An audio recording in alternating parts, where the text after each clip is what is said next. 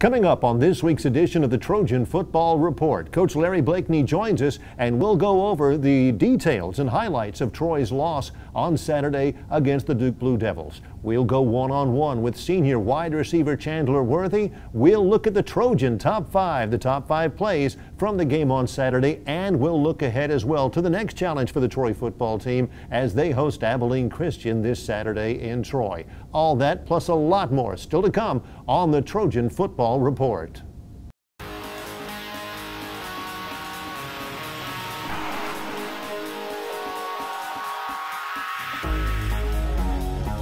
Welcome into our Week 2 edition of the Trojan Football Report. I'm Larry McKnight with the head coach of the Troy Trojans, Larry Blakeney. Coach, the Trojans opened up the home schedule on Saturday. Tough opponent, the Duke Blue Devils. Certainly. The competition never seems to take a break. After the tough opening loss, I thought your kids came in with a great deal more energy for this one. I know they had to have been excited for the challenge. I thought the same thing, and I was very proud of that. A lot of folks invested, more time, more heart time, getting ready to fight, controlled aggression fight of that football is, and there's a lot of lessons to be learned in that. You have to prepare yourself to go for 60 minutes. You have to play with great emotion. You have to control your emotion, but at the same time, it takes a lot of energy to play a football game and a lot of people. And of course, we try to rotate people. The heat's still pretty bad, and we were facing a very, very good football team. Well, let's talk a little bit about the challenge in the opposing team. I know you have a great deal of respect for David Cutcliffe. We got a chance to see just what kind of a value a fifth-year senior quarterback can have because they never got rattled, it seems. He really delivered for them. I was impressed with the way he handled the run game and picked and chose his times to run the football off the read option type stuff, and also throwing the football to some very, very good receivers, especially number 17 and Blakeney, who's a big beast. I mean, he can catch the football and run too. And they had plenty of firepower, big offensive line, and then on defense they got after it, and they're very simple, but they get after you. Well, that being said, Troy faced them off very early. I thought your team got up to a really good start, up 14-3. Did a lot of things right. We did. You have to have that kind of start if you can possibly generate that kind of energy, but we have got to make sure that we sustain it and then finish. And that's where we are going to try to get to, hopefully. Well, Duke comes in. It is the first school from the ACC to play in Troy. Emotions were high, a lot of anticipation, and the Trojans got up to a good start, as you'll see in our first half highlights. 10th play of this drive, it spanned 50 yards. Flag is thrown, Silver's going far sideline, and the catch is made inside the 5-yard line. Hard for Silvers and company, first and goal. It's gonna be a keeper and a touchdown for Brandon Silvers. From a defensive perspective, when Chun comes in the game, you're gonna focus. Athlete that Boone is, when they feel pressure on the outside, they typically tuck it away and try to start running the ball. All he really had. 24 yards out. And he does. Martin to score here to open up the second quarter. Second and goal from the 1. It's Jordan Chun straight ahead, no indication. He's in, touchdown. Get those yards and get that touchdown. That's what they do here with Chun. Just fights, kind of bullies his way into 3. Extra point from K is through there, and it's a 14-3 lead. And then 3 nice scoring drives by Troy. But here is where Duke takes over the momentum of the ball game. Anthony Boone, a 30-yard scamper first time. Ross Martin extra point makes it 14-10. Which quarterbacks typically can't do. Runs like a fullback. Here they are, second and goal now. Sirk gonna go with a jump pass, and he's got his man. It's TJ. With the play action fake, allows his receiver to get downfield behind the linebackers and safeties. Well, you saw in the first half highlights, Duke had a couple of late touchdowns in the half. Troy, a couple of inopportune third down conversions. Brandon, fourth down conversion also, I believe we had. But we had our opportunities, and again, it goes back to a lot of energy, a lot of preparation, but sustaining things and not having any kind of missed assignment or any little thing that might cause you to fail to score. You know, we got to score the football, and we're moving the football pretty good, but we've got to generate scores in the red zone or you know whatever. We've crossed the 50 and we moved the football in the freewheeling zone, but when we get down there, you got to put it in the end zone more times than they do, and we weren't able to do that. So Duke were led at halftime, 17-14, a couple of late touchdowns as we mentioned. And Coach, your message to the club in the locker room at that time? Well, there was no question we were in the game, you know, and there was again, you know, excitement and everybody wanting to do the best they could, and you know, competitiveness and it's things that you got to have. And we're not razor sharp yet, but we're getting there, and I can see the ingredients. We just got to finish them and polish them and make sure that we're good enough to win games and take it back to the second half and do the things we got to do. Well, let's take it to the second half and take a look at our second half highlights. So Ryan Kay will try to make this a one-score game. 29-yard attempt from the right hash. And the kick is good. So Troy gets the first points of this second half. Kay, the sophomore from Jonesboro, Georgia, makes it a 7-point game. Pass situations, the inability to protect their quarterback. Now Troy did bring a blitz, and they actually blocked. They actually did get a good block on Mark Wilson there, flipping him over, but he got up off the ground, continued hustling, and made the big sack.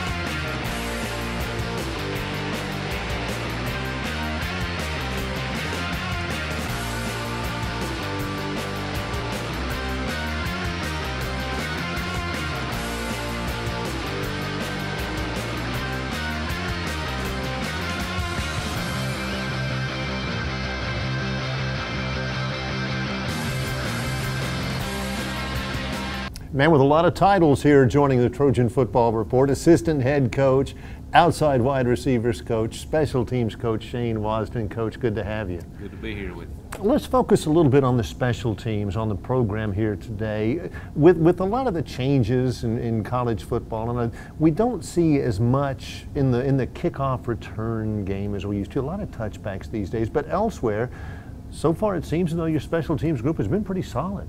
So far, you know, we had to replace 3 of our 4 starters off last year's team. We lost Will Scott, who handled our PAT field goal as well as our punting. And Ryan Kay's come on and done a real nice job of that so far for us this season. Jed Solomon's back handling our kickoff duties. It was really a heated contest between those 2 guys coming into the fall, out of spring, really close, and just a few percentage points difference between the 2. So I really think we would be fine with either one of those guys, but we had to go on something to make a call, and Ryan was a few percentage points ahead, and that's who we went with, and he's done a nice job for us up to this point. We also lost our 2 snappers, Hunter Graham and Kendall Gibson, from last season, and those are guys that we talk about all the time, that when you don't talk about them, they're doing their job. And we didn't talk about those guys much last season, and that was a good thing. But when you have to replace them, it's always a little unnerving to do that. But Taylor Polk is handling our long snaps on punts, and Justin Fuller's are doing our PAT field goal snapping, and those guys have done a good job so far this year. And Taylor rolled that first one back there in the UAB game, but I told him he better go thank Ryan, because he did a great job of fielding that thing and getting it off for him. In the return game, late last year especially, Brian Holmes was so dynamic, and that's an asset. I like Teddy Rubin as well, and at least his potential so far seems very high. Absolutely. Of course, Teddy led the country last year in return yardage in junior college, so we were certainly glad to get him in here, and he's going to help us both punt returns and on kickoff return. And Chandler has done a really nice job this year also on kick returns, and then of course Brian came in last season and averaged I guess around 20 yards a return, I want to say, for the few returns he had. So it gives us a chance back there, and you've seen, so we've been a lot better on kick returns in the first 2 games. We had 3, I believe, out beyond the 30, 1 beyond the 40 against Duke, and then of course, Brian's going to give us a chance every time on punt returns to break one. Let's talk about the strategy involved. We noted during the radio broadcast that Duke had Jamison Crowder, who was dynamic as a punt returner, and they had a kickoff returner, Devon Edwards, who ran a couple back last year. And obviously the idea is to not kick it to those guys, but it's not that simple, really. It's not, and you saw Jed did a great job of kicking off for us. He had hit 3 touchbacks for us, and the one that he wasn't able to get a touchback on, they almost broke on us. So he did a great job of keeping the ball away from their really good kick return guys, and we asked Ryan to do the same thing, and that's really unselfish on his part, because most every punter wants to sit back there and punt that thing like a normal punter does. And, right. We ask our guys to rugby punt, and it really helps us keep balls away from guys like Crowder. And you saw he had 1 return, and it was around 19 yards. The other one he had to fall on just to keep it from down and inside the 10. But Ryan did a great job of keeping it away from him. Final question. Coach Blakeney constantly talks to us, the media, about the importance and the hidden yardage in the special teams, in the return game, in the kicking game. How much time is spent in support of that in practice? It seems as though he really believes in this. This program has had a lot of great performances in the special teams. It seems as though they're awfully committed to it. Well, we are, and of course Coach Blakeney puts a very high importance on the kicking game, and he practices what he speaks and what he preaches, and it's a numbers game like everything else in football is. So on average, every 1 in 5 plays in a game is a special teams play, so approximately 20% of the game, and so we spend approximately 20% of every practice on special teams. Shane Wasden here with us. Great job so far by the special teams. Coach, good luck the rest of the way. Thank you, Barry. The Trojan Football Report continues with a player spotlight. Senior wide receiver Chandler Worthy. Chandler, 2 games into the season. Give us your thoughts on what this team really needs to turn the corner this week. The main thing is character. We're all being tested right now, being down 0-2, trying to see what we're made of this year. So the main thing is just believing in the process, believing in the coaches, just trusting what they're saying, that the game plan they have for us, it'll be implemented well, and we'll be able to turn the season around. What about your play to this point? Satisfied with it so far? What do you think? Not at all. If we're losing, I'm never satisfied. If we're winning, then, the stats don't really matter. But if we're losing, I don't care if I put 200 yards, so I still didn't do enough for my team. You have been a productive force on this football team since you first really got onto campus. Now you're a senior. Do you see your role having changed on this team from when you first stepped on campus? Yes, sir. Before, when I first got here, I was kind of the sit back, real quiet, never really talk type of guy. Just kind of took well to leadership. But now I'm starting to see, like, I can't be that guy that sits back anymore. I got to be the leader for this team, to be able to talk guys, to rally them up, to get them ready for the games. That's the main thing I've seen change. One of the things we like to do in this segment every week is to kind of go behind the scenes. When Chandler Worthy is not at class or in the weight room or in the locker room or playing football, well, what can we see Chandler Worthy doing? What do you spend your time doing? Probably spend my time reading a lot. I like to learn a lot about just life and the world, and being able to understand a lot of things that'll just make me better all around. So right now I'm reading a pretty good book about the mind, trying to understand the mind better. So that's the main thing, just learning as much as I can. This is Chandler Worthy. He joins us on our player spotlight this week versus Abilene Christian. Give us a thought about the challenge ahead. It's a good team, just because they're in a lower division doesn't mean that we can take the game lightly. So we're going into the same game preparing like we're preparing for Duke, not overlooking them just because they're in the lower division than we are. So just come ready to play and execute well this Saturday. Our Trojan Spotlight with senior wide receiver Chandler Worthy. Good luck. Thank you. Alongside Coach Larry Blakeney, I'm Barry McKnight. The Trojan Football Report continues. We just heard a live feature with Chandler Worthy, senior wide receiver. I know he's a youngster that brings a lot of joy wherever he is, and he has been a major contributor to this football team. He's really been good. He's a very good student, very good young man, bright-eyed, big smile, and tremendous ability and quickness. And he's got great hands. He has he can get away from you quickly now, and once he gets on top, most people do not catch him. And but I like him as a young man, and he's going to be a success in life, and he's been a very successful part of our program here at Troy. He said something interesting. I want to see if I can get you to expand on the fact that it's a challenge for him to work with the younger players who come to this level and think, boy, they're really working hard and they're really, giving all of their effort, and for him to try to equate to them, there's another level. You may think you're working hard, but you've still got a little bit more. And you can get there. He'll encourage them, and he's been there himself. He's been through. As a friend of mine used to say, he struggled with his own angels, and before, and he's gotten through it, and he's become a great young man and a really fine player. There's no question about it. By the way, now's a good time to get into what we like to call our Trojan Top 5. Let's take a look at the top 5 plays from Troy's loss against the Duke Blue Devils. 10th play of this drive, it spanned 50 yards. Flag is thrown, Silver's going far sideline, and the catch is made inside the 5-yard line. Hard for Silvers and company, 1st and goal.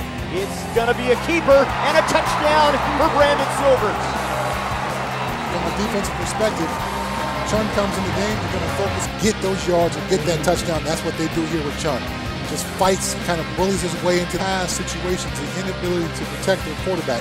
Now Troy did bring a blitz, and they actually blocked. They actually did get a good block on Mark Wilson there, flipping him over, but he got up off the ground, continued hustling, and made the big sack. Explosive play to gain that momentum back. He forced Duke kind of back on their heels. That was the type of play that I was expecting. Back again on the Trojan Football Report for the final time. Coach Blakeney sees his team now 0-2 on the season, but sees them ready for another home game, this time against Abilene Christian. And our Troy people may not be all that familiar with Abilene Christian. Well, I know that Troy State played Abilene Christian way back when. Mm-hmm. I'm not sure. It seemed like they had a great running back out there then that played in the NFL for a long time. I've heard a few stories, but I don't have to hear any stories to know what I see on tape. And they've lost 2 games, mm-hmm. just like us. They lost by 3 to Georgia State, by 6 to Northern Arizona, and two pretty good football teams. One we certainly can relate to. They played them in the Georgia Dome, Georgia State, and had a close loss on the last second field goal. So there's plenty of evidence on tape. Our guys, if they're not looking through some darkened glasses, they're going to be able to see that these guys have got players and they play hard and they're very well coached. Obviously, it's an opponent that deserves some respect, but it seems as though another aspect of this is you guys are spending a lot of time polishing up a little bit here, a little bit there. Like you said before, not that far off, just a little polish. That's right. It's on us. It's on us as coaches, and it's on us as the older player element, leadership element of our football team, and then the young players have to accept their role and help us make this a better experience on Saturday. Again, Saturday, 6 o'clock start time. Tickets still remain at 1-877-878-WINS, or find out more information online at TroyTrojans.com. We hope you get a chance to come on out and support the Trojans. They certainly need that support. Yes, thank you. Head coach Larry Blakeney joins us. We hope as well that next week you have an opportunity and take advantage of it to visit us again for another edition of the Trojan Football Report.